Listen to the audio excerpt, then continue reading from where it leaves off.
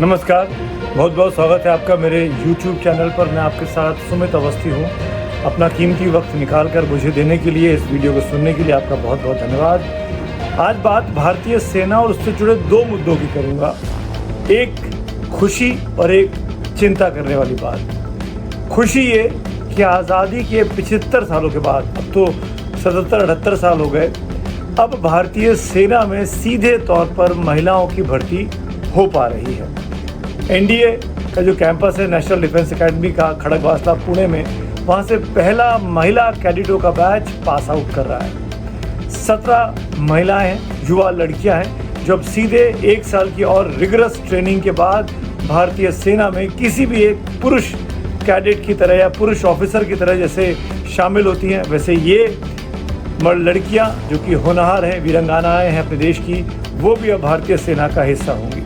भारतीय सेना के चेहरे में ये बहुत बड़ा बदलाव आया है। कहाँ तो महिलाओं की एंट्री नहीं होती थी और कहाँ बीते 20-25 सालों का डेवलपमेंट अगर आप देखेंगे तो पहले महिलाओं को एजुकेशन और हेल्थ कोर में आने की शुरुआत मिली, उसके बाद उनको शॉर्ट सर्विस कमीशन की इजाज़त मिली, फिर उनको ऑफिसर्स बनने की इजाज़त मिली, और अब तो स्थिति ऐसी है कि आज की तारीख में कैडेट सीधे स्कूल से जो बच्चे पास आउट होते हैं एनडीए के लिए जो जाते हैं 11th-12th क्लास के बाद, वो सीधे अब महिलाओं की भी भर्ती हो रही है। और 17 इन गर्ल कैडेट का बैच, पहला बैच अब कमीशन होने जा रहा है। तो ये बहुत बड़ी कामयाबी, बहुत बड़ी सफलता अपने देश के लिए है, देश की महिलाओं के लिए। उनको नमन है, उनको सैल्यूट है कि आज पुरुष और महिलाओं के बीच में जो भेद हुआ करता था वो पूरी तरीके से मिट रहा है। और हम सब मिलकर एक साथ एक विषय से बात करेंगे। और ये इम्पोर्टेंट बात आपको बता दूं कि इन महिला कैडेट्स को महिला कैडेट फौज नहीं बोलेगी, इनको भी एक सामान्य कैडेट की तरह ट्रीट किया जाएगा। यानी कोई भेद नहीं होगा कि पुरुष है तो ये कर सकता है, महिला है तो ये कर सकती है। दोनों को सम दृष्टि से, एक बराबरी से देखा जाएगा और दोनों को एक तरीके के काम सौंपे जाएंगे, एक तरह की ड्यूटीज सौंपी जाएंगी, ताकि ये न लगे कि कहीं से भी कोई भेदभाव हो रहा है। तो ये भारतीय सेना के लिए, हमारे तिरंगे के लिए बहुत बड़ी खुशी की बात है। तो इसके लिए पूरी सिस्टम का, पूरी सरकार का, पूरी सेना का, सेना के तीनों विंग्स का हमको सलाम करना चाहिए कि उन्होंने महिलाओं को ये भागीदारी निभाने का, सीधे तौर पर देशभक्ति दिखाने का मौका दिया। कर्नल सोफिया चौधरी और विंग कमांडर भूमिका सिंह की ऑपरेशन सिंदूर में होने वाली प्रेस कॉन्फ्रेंस के बाद ये एक और बड़ा कदम है। ये थिएट्रिक्स नहीं है, ये सिंबलिज्म नहीं है, ये महिलाओं की शक्ति को पहचानना है। और शक्ति का तो अपना देश उपासक रहा है, चाहे वो दुर्गा हो, चाहे वो काली हो, चाहे वो लक्ष्मी, सरस्वती, या फिर प्रेजेंट ज़माने की बात करें तो अहिल्याबाई हो, रानी की झांसी हो, ऐसी तमाम वीरांगनाएं हुई हैं जिन्होंने हिंदुस्तान के लिए न सिर्फ दमखम दिखाया है, हिंदुस्तान के लिए लड़ी है, अपने मुल्कों के लिए, अपने प्रदेशों के लिए लड़ी है और अपने आप को किसी भी पुरुष से कम साबित नहीं होने दिया है। तो ये एक सकारात्मक स्टेप है। लेकिन दूसरी खबर चिंता करने वाली है। भारतीय वायुसेना के एयर चीफ मार्शल यानी वायुसेना अध्यक्ष, जो कि सर्वोच्च पद है, उसके मुखिया हैं AP सिंह साहब, अमरप्रीत सिंह साहब। उन्होंने एक बयान दिया है और ये बयान हर अखबार में हेडलाइन है। कल मेरे शो की भी ये लीड स्टोरी थी, मुझे लगा कि इस पर ज़रूर बात करनी चाहिए। ऑपरेशन सिंदूर को ख़त्म हुए या भारत के ऑपरेशन सिंदूर में कामयाबी के बाद ये नहीं कहा जा सकता कि आज की तारीख में एयरफोर्स को निगरान किसी भी तरीके से नज़रअंदाज किया जा सकता है। हमने देखा इस पूरे ऑपरेशन सिंदूर के दौरान आर्मी की इन्फेंट्री और आर्टिलरी बटालियन का इस्तेमाल तो ना के बराबर हुआ। जो कुछ हुआ वो हवा के ज़रिए हुआ, वायुसेना के ज़रिए हुआ, चाहे वो मिसाइल्स हों, चाहे वो ड्रोन्स हों, चाहे वो उनके इलाके में जाके विमानों से हमला करना हो। मैक्सिमम आप जैसे कह सकते हैं वो काम एयरफोर्स ने किया। ऐसे में air chief marshal AP Singh साहब कहते हैं कि जो भी प्रोजेक्ट्स, जो भी डील्स, हथियारों के सौदे हम लोग करते हैं, हमको कभी समय पर नहीं मिलते।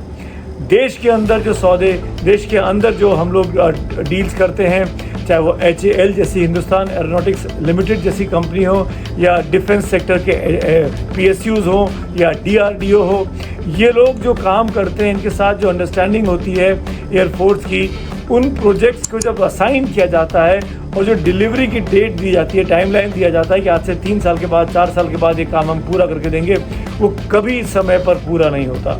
वो हमेशा डिले होता है, 3 से 4 साल का डिले है।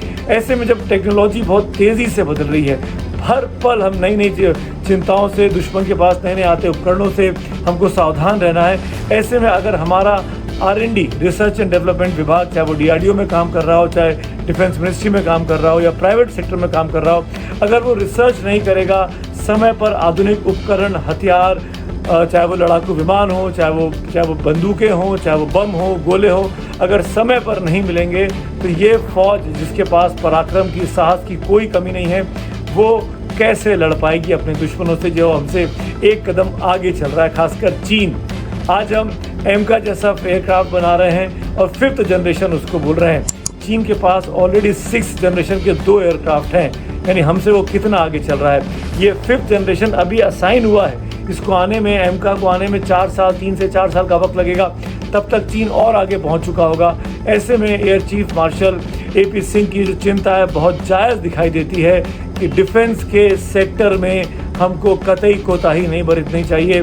अच्छे रिसर्च की ज़रूरत है, अच्छा पैसा खर्च करने की ज़रूरत है और अत्याधुनिक उपकरणों की ज़रूरत है, चाहे वो स्वदेशी हों, आत्मनिर्भर भारत के तहत बनाए गए हों, जिसकी बहुत प्रशंसा हुई इन दिनों में ऑपरेशन सिंदूर के दौरान, या बाहर से हमको एक्वायर करके हिंदुस्तान में उनको असेंबल करना हो या उनका नेक्स्ट जनरेशन बनाना हो। इन कामों में जो देरी होती है उससे सेनाओं का मनोबल नहीं टूटना चाहिए। वायुसेना अध्यक्ष का बयान है, किसी छोटे व्यक्ति का बयान नहीं है। एक और ख़ास बात की है चीफ मार्शल ने कि जो प्राइवेट सेक्टर के प्लेयर्स हैं वो अत्याधुनिक गैजेट्स बना लेंगे, फ़ोन बना लेंगे, मॉडर्न कार बना लेंगे, वो अत्याधुनिक मिलिट्री इक्विपमेंट्स क्यों नहीं बनाते हैं। वो ये अपील एक तरीके से कर रहे हैं कि जो प्राइवेट सेक्टर के प्लेयर्स हैं उनको डिफेंस, जब सरकार अब इस सेक्टर को खोल रही है और कह रही है कि निजी क्षेत्र के लोग भी आके डिफेंस सेक्टर के हथियार बनाएं, औजार बनाएं, उनको इसमें और बढ़ चढ़कर हिस्सा लेना चाहिए। ये भी अंडरलाइनिंग एक बात निकल कर आती है चीफ मार्शल का पूरा स्पीच सुनने के बाद। तो वो ये कह रहे हैं कि केवल सरकारी उपक्रमों से काम नहीं चलेगा, HAL और DRDO से, हमको डिफेंस PSU से काम नहीं चलेगा, हमको चाहिए कि प्राइवेट सेक्टर निकल कर सामने आए। ये उनके शब्द तो नहीं है, ये मेरे शब्द हैं, पर उसका इंटरप्रिटेशन ये निकलता है कि अब बहुत ज़्यादा ज़रूरत है, दुश्मन बहुत ज़्यादा चौकन्ना है। हमने भी दुश्मन को टेस्ट कर लिया है ऑपरेशन सिंदूर के दौरान, तो हमको अब कोई कोताही नहीं बरतनी चाहिए। ये एक इम्पॉर्टेंट टेकआउट निकल कर आया है। इसीलिए मैंने कहा कि रक्षा मामलों की 2 मुद्दों पर बात करूंगा। एक खबर हमको आगे लेके जा रही है 21वीं, 22वीं, 23वीं शताब्दी की ओर, लेकिन एक खबर ऐसी आती जो साबित करती है कि आज भी हम 19वीं शताब्दी में हैं, आज भी हम ब्यूरोक्रेसी में फंसे हुए हैं, लाल फीताशाही में फंसे हुए हैं, कमीशन खोरी में फंसे हुए हैं, खासकर डिफेंस डील को लेकर। इसीलिए सेना के जो अधिकारी हैं, सेना में नौसैनिक और वायुसैनिक जो काम करते हैं, उनके मनोबल पर विपरीत असर तो कहीं नहीं पड़ रहा है। आपको क्या लगता है, कैसे डिफेंस सेक्टर को और मजबूत किया जा सकता है? अपनी राय देकर हमको ज़रूर बताइएगा।